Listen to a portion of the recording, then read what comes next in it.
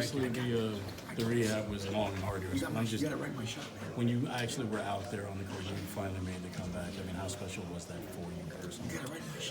I mean, you never want to miss any games in any season, but obviously that's what the goodness, man. I'm trying to make up these words of how I make sense of it, but it was kind of a long road back, man. Just a lot of questions that I had to answer. Just health for my shoulder, longevity, what would have been the best option, for my health and long term. So once I kind of got that foundation set, it was easier to make that decision to come back when I did.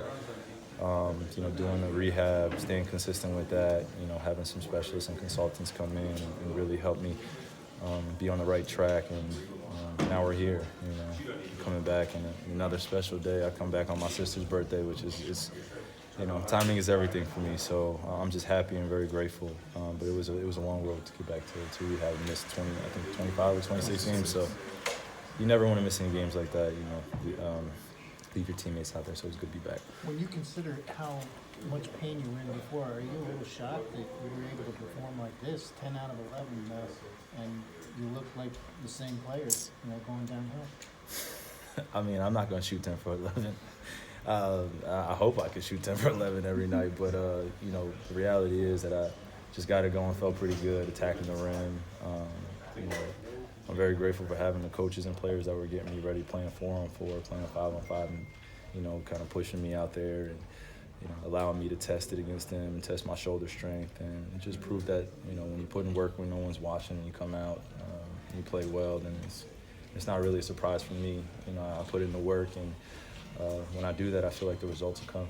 And it seemed like there was a lot of discussion between you and Spence a lot of times on the sidelines. How did you feel about the chemistry that you guys had? I mean, I feel like every time someone asks about chemistry, it's like, you got to have reps. You got to be out there together. But I think, something that doesn't really get mentioned a lot is that when you're a great basketball player, a great basketball mind, you're able to play with anyone out there on the floor. You're able to adjust. And, I wasn't trying to come and be over-aggressive. It was just let Spence, get us in offense, initiate, me play off the ball, and just continue to develop just, great habits, just great cultural habits where we can depend on each other and he can depend on me. I'm not trying to come in and be, like I said, over-aggressive, just trying to play the right way. I was taught the right way to play basketball by some great mentors and great basketball minds, and I'm still getting better. So that was something that Kenny said impressed him about your performance, is that you weren't pressing, you weren't trying to do too much, you weren't forcing. I mean, was that something that you had to, I suppose, look inwardly and control yourself to keep yourself from doing, or? Nah, I mean, I'm at this point in my career where I'm mature enough to go out there and play the right way. I've had that point in my career where I've been very aggressive, trying to jack up a bunch of shots, shooting low percentages, or not seeing the weak side, making great plays for not just myself, but for my teammates. When I'm aggressive, I know that my teammates will follow suit, and vice versa. So yeah. Kyrie, that first quarter when you guys jumped out to a 21-point lead, 5 of you guys had at least 2 or more field goals. Is that kind of an embodiment of how good this team can be when everybody's clicking? Yeah, you just got to play the right way. Trust your teammate. Trust that, when we get defensive stops, we can get out in transition. And if we don't have anything, we're mature enough to get a great possession and get a great shot. That's what it really comes down to. Got to put together, a lot more wins to be in position to compete down in the later kind of games in the season. And that's what our goal is. But first things first, we got to have, health. Yeah, our health for this season has been up and down, and having guys come back playing, restricted minutes. Once we kind of let loose and we still get these repetitions out there on the floor, I feel like we'll be in a great place. But I love where we are. We're just going to keep competing, trust our coaching staff, and just keep building on our team chemistry. I know you hate not being out there, but was there something that you gained or learned about your teammates in your time out? We just have a lot of teaching. we need a lot more teaching to be done.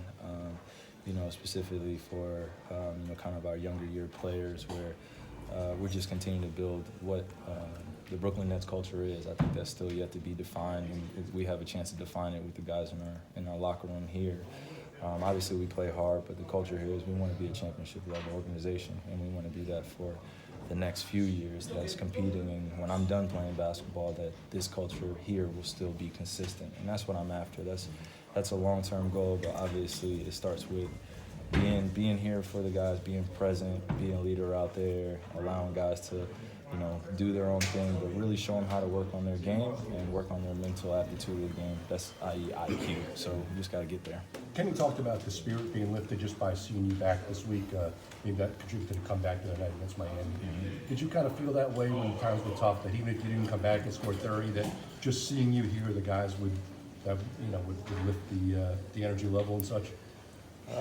I'm not going to be petty here, but it's been a lot of things said about what I bring to a locker room and the negative side of it. But I'm just going to continue to be me, and that's what I've made my mark on, is just teaching guys, but as well as giving them positive encouragement when needed.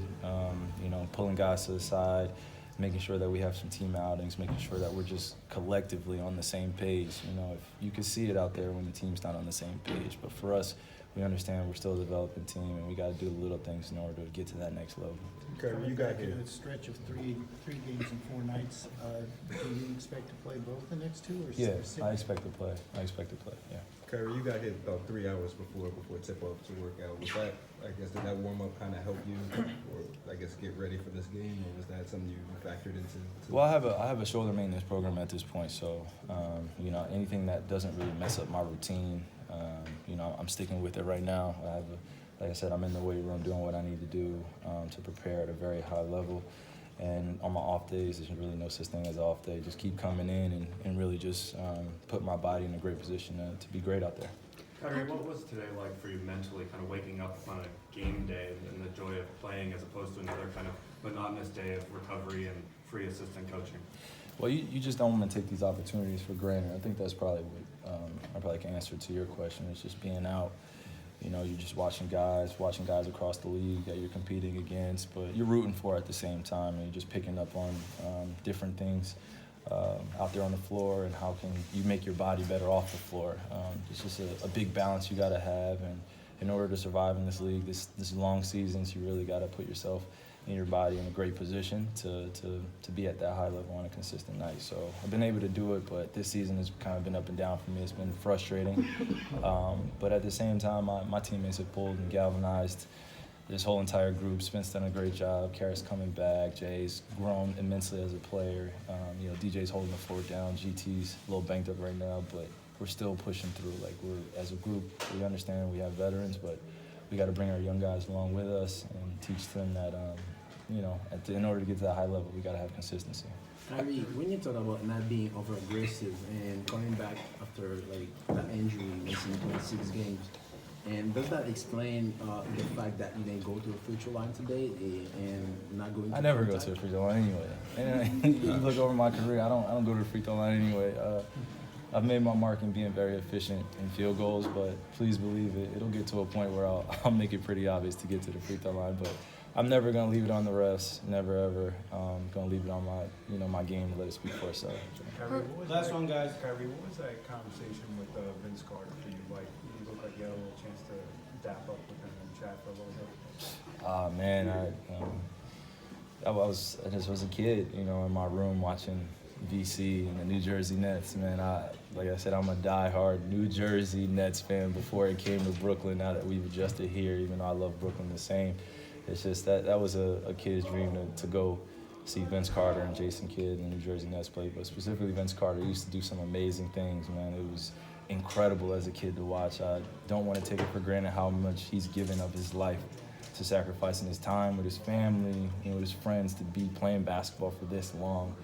To commit yourself to a craft like that is nothing short of amazing. So, that's probably where his name comes from, half man, half amazing. That's big fan, always will be. Got his jersey in my book bag.